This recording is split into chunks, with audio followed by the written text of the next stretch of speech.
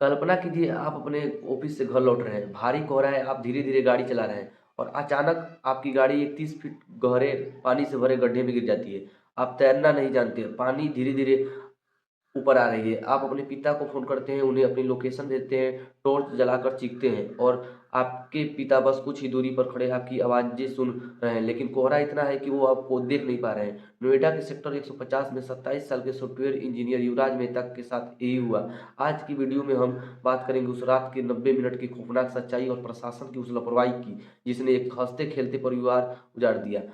17 से 16 से 17 जनवरी की दरमियानी रात के करीब 12:30 बजे रहे थे। युवराज मेहता अपनी ग्रैंड विटारा कार से गुड़गांव से नोएडा अपने घर लौट रहे थे। कोहरा इतना घना था कि विजिबिलिटी लगभग जीरो थी।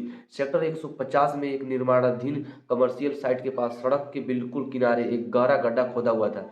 न वहाँ कोई बैरिकेडिंग था, न कोई रिफ्लेक्टर, न ही कोई वार्निंग बोर्ड। युवराज की कार अचानक उस गड्ढे में जा गिरी।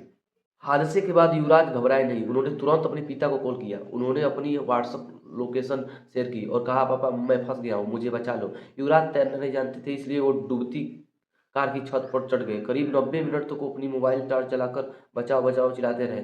उनके पिता मौके पर पहुंच चुके थे, पुलिस आ चुकी थी, लेकिन विजिबिलिटी इतनी कम थी कि रेस्क्यू टीम को समझ नहीं आ रहा था कि वो कहाँ है। एक डिलीवरी बॉय मोनिंदर ने भी उन्हें बचाने के लिए बर्फीले पानी में छलांग लगाई, लेकिन गहराई और अंधेरे की वजह से वो युवराज तक नहीं पहुंच सका।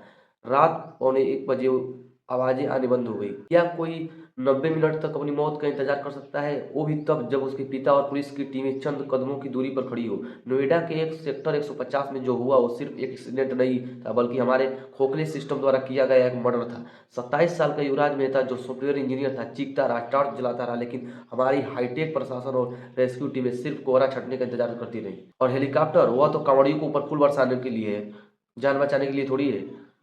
भारत की सबसे बेहतरीन रेस्क्यू टीम कही जाने वाली एनडीआरएफ वहां मौजूद तो थी, लेकिन वो बेबस खड़ी रही। आरोप है कि उनके पास उस समय गहरे पानी में उतरने के लिए जरूरी लाइट्स और इक्विपमेंट्स की कमी थी। कोहरे का बहाना बनाया गया, अंधेरे का बहाना बनाया गया।